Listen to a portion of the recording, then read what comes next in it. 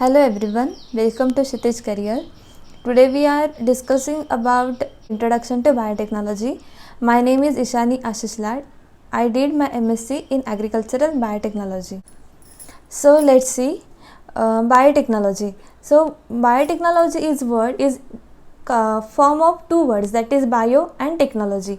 Bio means living cells and technology means various technical applications. So biotechnology definition is that the control and deliberate application of simple biological agent like living or dead cell components in technically useful operation for production or provide services which are beneficial to mankind.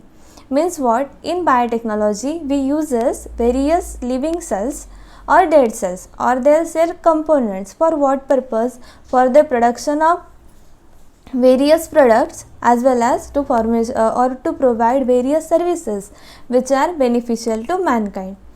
So the father of biotechnology is Louis Pasteur. Then the term biotechnology is coined by Carl Iericke and the term biotechnology or this definition is given by Bullock. So many of the students confused about father of biotechnology. So father of biotechnology is Louis Pasteur. Then there are the mainly 5 branches of biotechnology. First one is plant biotechnology, next one is animal biotech, third one is medical biotechnology, fourth one is industrial biotechnology and fifth one is environmental biotechnology. So in plant biotechnology it involves the plant tissue culture and genetic engineering or plant genetic engineering. In animal biotechnology it includes animal tissue culture or animal cell culture and genetic engineering. In medical biotechnology it is useful for the production of various vaccines as well as antibiotics, various therapies that is gene therapies. So these are includes under medical biotechnology. Industrial biotechnology means for the various reactions different enzymes are used. These enzymes are produced by using various industrial processes. So all these are there included under industrial biotechnology. Then next one is environmental biotechnology. So in that the various different microorganisms which are used for the control of pollution of environment. So as concern to the IBPS AFO, we see about plant biotechnology or agricultural biotechnology. So this plant biotechnology is consists of mainly of two parts, that the first one is plant tissue culture and next one is genetic engineering. So in a plant tissue culture, by using a single cell, whole plant is get regenerated. So in less time we get large amount of plants. Genetic engineering, it is used to produce the desired organism by altering their genetic material. So what is meant by plant tissue culture? Plant tissue culture, it is in vitro cultivation of plant parts under aseptic condition. So which are the different plant parts are used? That is stem, root, leaves, flower.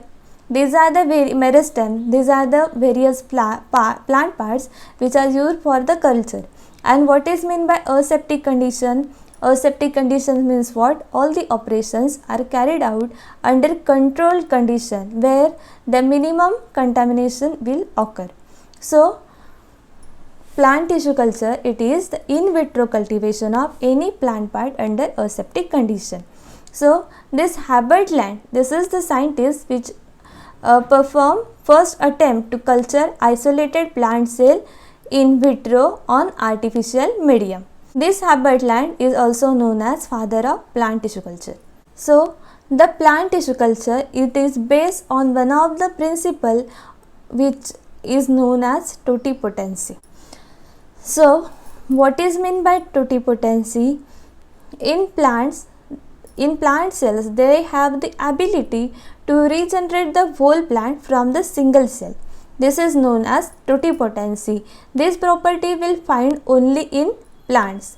This will not occur in animals. The plant cells are able to produce whole plant from the single cell. So this procedure is divided into mainly two procedures, that is dedifferentiation and redifferentiation. In totipotency or for any plant tissue culture program or any general plant tissue culture, firstly we taking the explant. Explant means what? The plant part which is used for culture. They may be a stem, they may be a root, or they may be a leaf. Okay, so whenever this explant is placed into the nutrient medium, firstly the undifferentiated growth of cells is occur. So this is known as callus.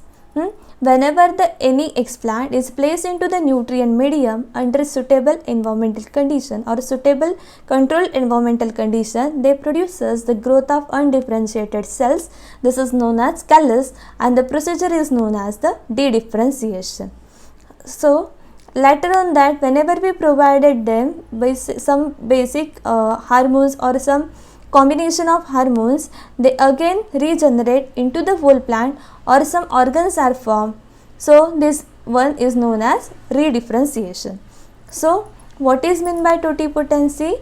The plants are able to produce the whole plant from the single cell or any part of the plant is known as totipotency. So this principle is used in plant tissue culture. So there are the various culture techniques in a plant tissue culture. Firstly, the most important procedure for doing the plant tissue culture, first one is sterilization. Sterilization means what? Whenever we brings the plant material from outside or from environment, and if we put them onto the nutrient medium, there is a chances of development of contamination and we destroy all the culture. So to avoid this, firstly the sterilization is done. For sterilization of the instruments, autoclave or hot air oven is used, and for the sterilization of explant, various sterilizers are used, that is ethanol, sodium hypochlorite, silver nitrate. These are the some of the sterilizer which are used for the sterilization of plant. The next technique is the preparation of plant tissue culture media, because in soil plants get all the because in natural environment plant gets all the nutrients or most of the nutrients from the soil, but here we prepare the artificial media, so there is need to supply nutrients for the growth of the cells. So which are the nutrients which are provided in the media? These are, first one is inorganic salt. These inorganic salt are further divided into two types, that is macronutrient and micronutrient.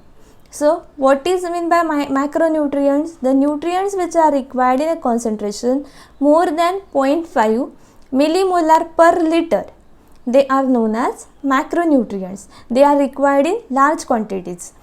Which are they? That is nitrogen, phosphorus, potassium, calcium, magnesium, sulfur, and carbon, hydrogen, oxygen.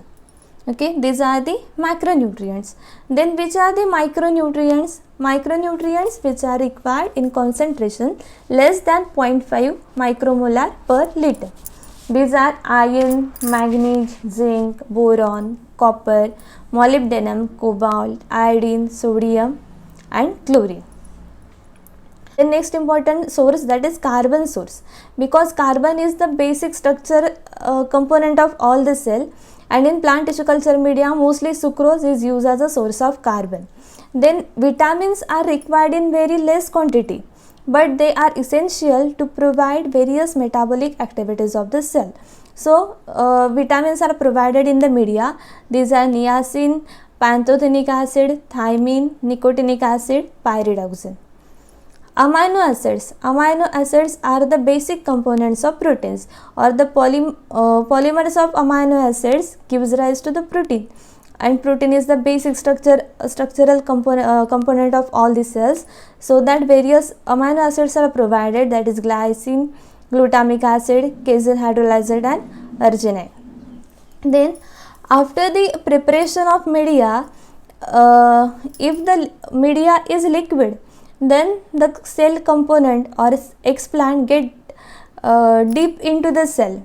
or they submerge into the cell. To avoid this, media is make up solid or semi-solid. For this, agarose or gelanum or gelangum is used as a solidifying agent. Then various growth regulators are provided in the medium. According to our purpose, we uses various growth regulator. That is, first one is auxins. Auxins are mostly used to promote growth of root. Auxins mostly used to promote the roots or root development, root initiation. IA, indole acetic acid, indole butyric acid, 2,4-D in very less concentration, naphthalene acetic acid. These are the auxins which are used in a plant tissue culture media. Cytokinins are added into the medium to promote shoot growth. Which are they? That is 6-PAP, kinetin, zeatin. These are the mostly used in a plant tissue culture media. Then gibberellins, of which GA3 is mostly used in a plant tissue culture media. There are various plant tissue culture media, among which MS media, that is Murash's and Skoog, is mostly used. According to the various plant parts which are used for plant tissue culture, they are classified into various types. So we see first, that is embryo culture. It is present inside the cell. So there is no any necessity to take more sterilization procedure. So firstly, the embryo excises aseptically from the immature cell. Later on, this is transferred to the synthetic nutrient media, that is the media which we prepared, and after that they are incubated under suitable condition. So suitable condition means what? Temperature mostly 25 plus minus 2 degrees centigrade is used. Light intensity is maintained and circulation of air is maintained. And after that, from this embryo, according to the growth hormones we are added, they gives rise to either shoot, or they gives rise to root, or they gives rise to the callus. Okay. So this embryo culture, it is used for the recovery of distinct hybrids, recovery of haploids from interspecific crosses, propagation of orchids, shortening of breeding cycle, and overcoming dormancy. Then next one is meristem culture. Meristem means what? The apical portion of the shoot, which is having the rapid growth of cells.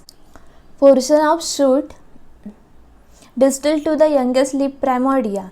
It is generally 100 micrometer in diameter and 250 micrometer in length, are generally used for the meristem culture. These meristem culture are then placed into the suitable nutrient medium. All these operations are done under laminar airflow. It provides a aseptic condition to the plant, and after that they are incubated under suitable environmental condition. Meristem, it is mostly used for virus-free plant. Why this has happened? Because meristems are the rapidly growing cells of the plant. They having the rapid rate of cell division, so that microorganisms are unable to survive them. And then second one is the vascular system is absent in meristem culture, so that whatever the plants which are getting from the meristem culture, they are totally virus free. The next one, it is used for the germplasm exchange, it is used for vegetative propagation, it is also used for germplasm conservation. So the next part of this video will be uploaded. If you like this video, then press like button, share and subscribe. Thanks for watching this video.